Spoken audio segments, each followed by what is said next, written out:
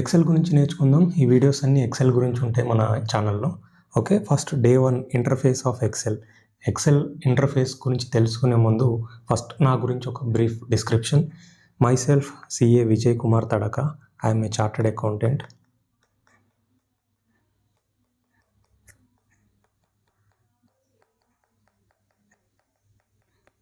Okay, నేను ఈ XL series ఎందుకు స్టార్ట్ చేయాల్సి వచ్చింది అంటే, ఒక్కసారి మన బ్లాగ్లోకి వెళ్దాం.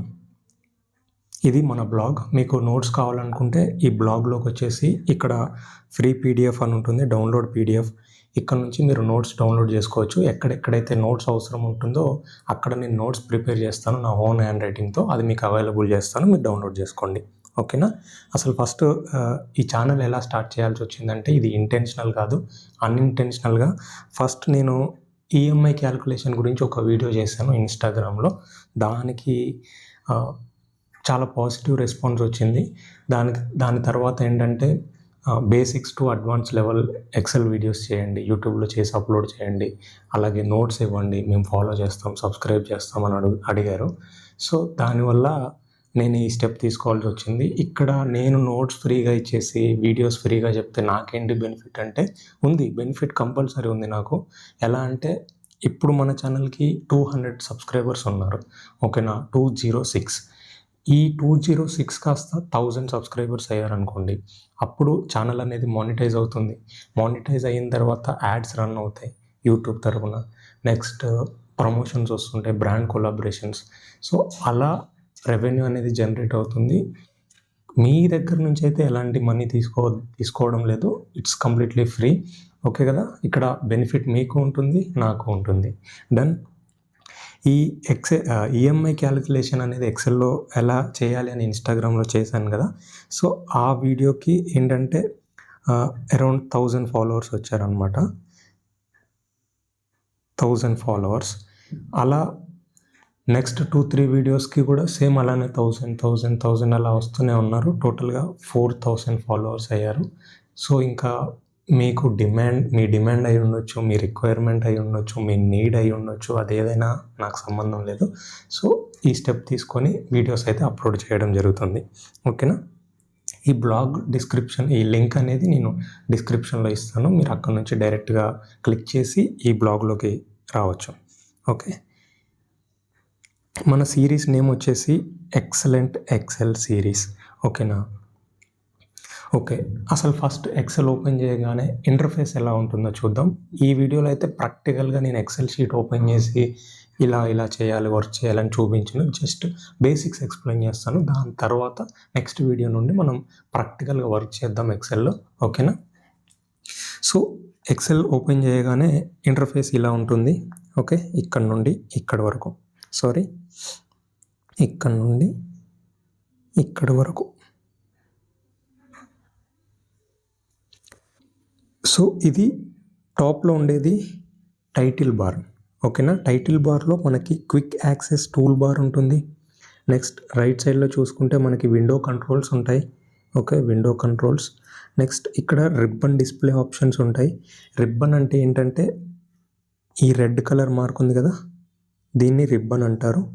ఓకే, నెక్స్ట్ ఈ టైటిల్ బార్లో ఈ ఎక్సెల్ వర్క్ బుక్కి నేను ఏం పేరు ఇచ్చాను అనేది ఇక్కడ కనిపిస్తుంది. వర్క్ బుక్ అంటే మీకు ఎలా చెప్పాలి,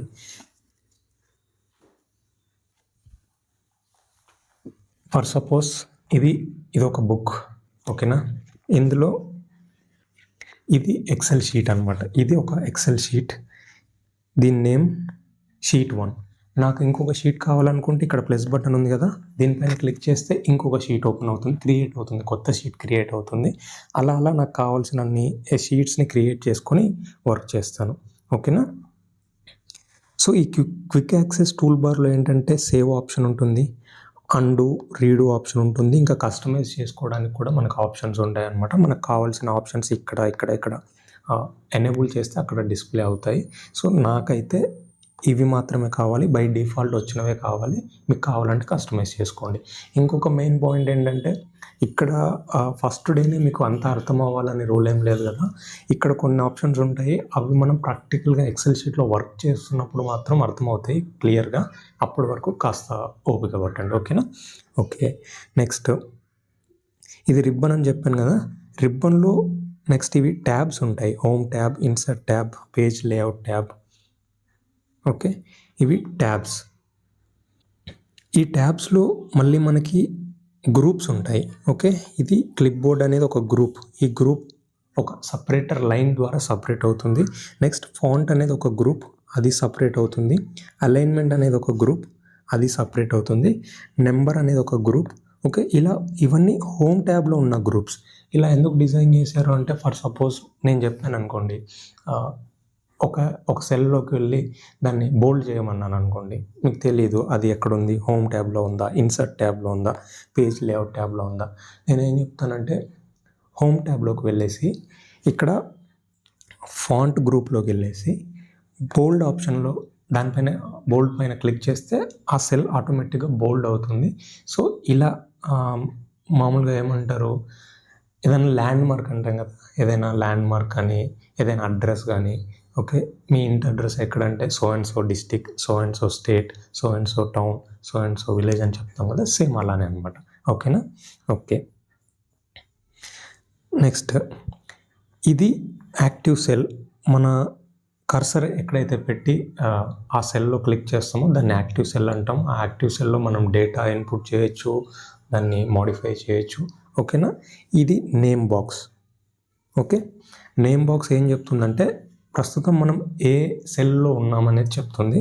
నెక్స్ట్ ఇది రోస్. Okay, rows. ఇది కాలమ్స్. రోస్ అండ్ కాలమ్స్ గురించి కూడా నేను సపరేట్గా వీడియో చేశాను. ఆ వీడియో చేసినప్పుడు దానికి కూడా చాలా పాజిటివ్ రెస్పాన్స్ వచ్చింది. చెప్పాను కదా 4000 ఫాలోవర్స్ వచ్చారని. అందులో ఈ రోస్ అండ్ కాలమ్స్ గురించి కూడా వీడియో చేశాను. ఒకవేళ మీరు చూడకపోతే ఏం పర్లేదు, మళ్ళీ ఎక్స్ప్లెయిన్ చేస్తాను. కాలం అంటే ఎలా గుర్తుపెట్టుకోవాలి అంటే, మనం నిలబడినప్పుడు కాలు ఇలా నిలువుగా ఉంటుంది కదా, సో కాలు అంటే కాలం. ఇది కాలం అయినప్పుడు ఇది రో అవుతుంది. ఓకేనా? సో ఇది ఖచ్చితంగా మీరు గుర్తుపెట్టుకోవాల్సిందే, కాలం అండ్ రోస్ అనేది. ఇది మీరు లైఫ్లో మర్చిపోకూడదు. ఎందుకంటే చాలాసార్లు యూస్ చేస్తాం. For suppose VLOOKUP function use చేస్తాం అనుకోండి. వీలుకప్ ఫంక్షన్లో మనకి కాలం ఇండెక్స్ నెంబర్ అని అడుగుతుంది. ఓకే, కాలం ఇండెక్స్ నెంబర్ అడుగుతుంది. అప్పుడు మనకి కాలం అంటే ఏంటి, రో అంటే ఏంటో తెలియాలి కదా. నెక్స్ట్ హెచ్లుకప్ యూస్ చేస్తాం. హెచ్లుకప్ ఫంక్షన్ యూస్ చేసేటప్పుడు రో ఇండెక్స్ నెంబర్ అని అడుగుతుంది. ఓకే, రో ఇండెక్స్ నెంబర్. సో అప్పుడు మనకి కాలం అంటే ఏంటి, రో అంటే ఏంటి క్లియర్గా తెలిసి ఉండాలి. ఈ రెండు ఫంక్షన్సే కాదు, ఎక్సెల్లో రియల్ లైఫ్లో కూడా మనం చాలాసార్లు వాడతాం. రో అంటే ఏంటి, కాలం అంటే ఏంటి, సో మీరు గుర్తుపెట్టుకోవాల్సిందే. ఓకేనా? నెక్స్ట్ ఇది ట్యాబ్స్ అని చెప్పాను కదా, ఇక్కడ పక్కనే ఫైల్ అనే ఆప్షన్ ఉంది. ఫైల్ అనేది చాలామంది ట్యాబ్ లాగా రిఫర్ చేస్తుంటారు, పర్లేదు. ఓకేనా? యాక్చువల్గా ఫైల్ అనేది ఒక ట్యాబ్ కాదు, ఇది ఒక బ్యాక్ స్టేజ్ వ్యూని ఓపెన్ చేస్తుంది. ఇక్కడ మనకి ఫైల్కి సంబంధించిన ఈ ఎక్సెల్ వర్క్ బుక్ ఉంది కదా, వర్క్ బుక్కి సంబంధించిన ఆప్షన్స్ ఉంటాయి. నెక్స్ట్ లేదంటే కొత్త వర్క్ బుక్ ఓపెన్ చేయడానికి, నెక్స్ట్ సేవ్, ప్రింట్, అకౌంట్ అంటే ఇక్కడ చూడండి, ఇక్కడ నా నేమ్ ఉంది కదా, సో నా డీటెయిల్స్ అనమాట. ఈ డీటెయిల్స్ అనేవి మళ్ళీ అక్కడ కనిపిస్తాయి. ఓకేనా? సో ఫైల్ అనేది ట్యాబ్ కాదు, గుర్తుపెట్టుకోండి. ఎవరైనా ట్యాబ్ అన్నా సరే జనరల్గా అంటుంటారు, it's okay. Okay, next name box చెప్పాను కదా. నెక్స్ట్ నేమ్ బాక్స్ పక్కన ఉండేది ఫార్ములా బార్. ఇది ఫార్ములా బార్ అంటారు.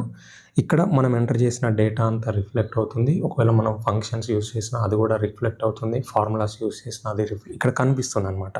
ఓకేనా? ఓకే, నెక్స్ట్ ఇది చెప్పాను కదా, షీట్ 1, నెక్స్ట్ షీట్ 2. నాకు నచ్చిన షీట్స్ క్రియేట్ చేసుకోవచ్చు అని దీన్ని షీట్ ట్యాబ్ అంటాము. ఓకేనా? ఇక్కడ మనకి షీట్స్ క్రియేట్ చేసుకుంటాం కదా, మల్టిపుల్ షీట్స్. ఆ షీట్స్ మధ్యలో స్విచ్ అవ్వచ్చు. ఓకే, నాకు ఏ షీట్లో వర్క్ చేయాలనిపిస్తే నేను ఆ షీట్లోకి వెళ్ళి వర్క్ చేస్తాను. సో స్విచ్ అవ్వచ్చు.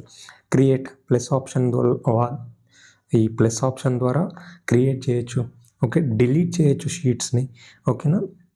నెక్స్ట్ ఇది స్క్రోల్ బార్.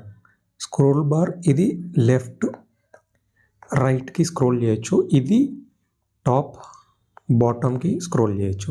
ఇవి రెండు కూడా ఇది స్క్రోల్ బార్. ఓకేనా? ఓకే, నెక్స్ట్ ఇది స్టేటస్ బార్ అంటే ఇక్కడ షీట్ ట్యాబ్ కింద ఉండేది దీన్ని స్టేటస్ బార్ అంటారు. ఓకే, ఈ స్టేటస్ బార్లో ఏం ఆప్షన్స్ ఉంటాయంటే రెడీ, అంటే మనం ఇన్పుట్ ఇవ్వడానికి రెడీగా ఉందన్నమాట. ఈ సెల్ ఇక్కడ చూడండి, ఇక్కడ జస్ట్ నేను కర్సర్ అక్కడ ప్లేస్ చేశాను, ఆ సెల్ అనేది రెడీ ఉంది. ఓకేనా, ఇన్పుట్ కోసం వెయిట్ చేస్తుంది. అప్పుడప్పుడు ఇది ఏమవుతుందంటే ఎంటర్ అనేది మారుతుంది, ఎంటర్ అనేలాగా మారుతుంది. ఏంటంటే మనం టైప్ చేస్తున్నప్పుడు ఎంటర్ అనే ఆప్షన్ వస్తుంది అనమాట. ఇక్కడ ఆప్షన్ కాదు, స్టేటస్ చూపిస్తుంది. రెడీ పోయి ఎంటర్ అనే స్టేటస్ చూపిస్తుంది. నెక్స్ట్ ఎడిట్ అనే స్టేటస్ కూడా చూపిస్తుంది ఎప్పుడు మనం ఎడిట్ చేస్తున్నప్పుడు.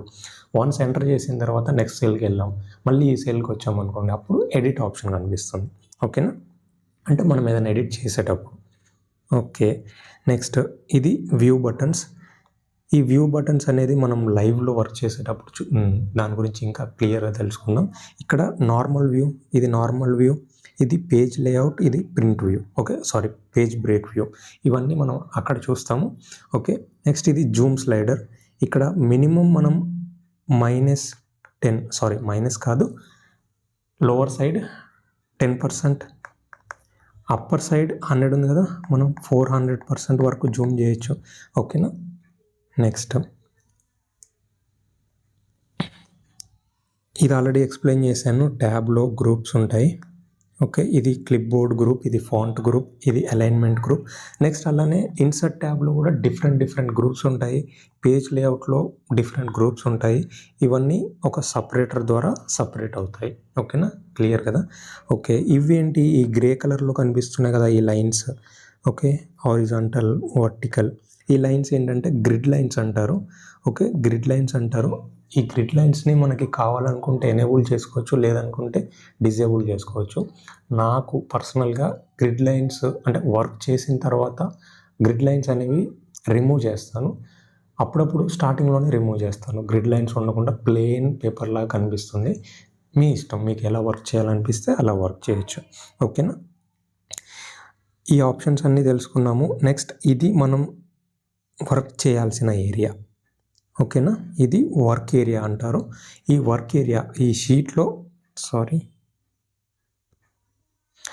షీట్లో టోటల్ ఎన్ని కాలమ్స్ ఉంటాయి అంటే WXYZ తర్వాత ఎండ్ అవుతుందంటే అలా కాదు, టోటల్ 16,384 కాలమ్స్ ఉంటాయి. ఇది గుర్తుపెట్టుకోవాలా, అవసరం లేదు. నెక్స్ట్ ఈ రోస్ ఎన్ని ఉంటాయి, ఇన్ఫినిటీ రోస్ ఉంటాయా, అలా కాదు, 10,48,576 రోస్ ఉంటాయి. ఓకేనా, ఓకే, ఇది ఈరోజు వీడియో. ఈ PDF కావాలంటే చెప్పాను కదా, మన బ్లాగ్లోకి వెళ్ళేసి డౌన్లోడ్ చేసుకోండి, ఇట్స్ ఫ్రీ. ఓకే కదా.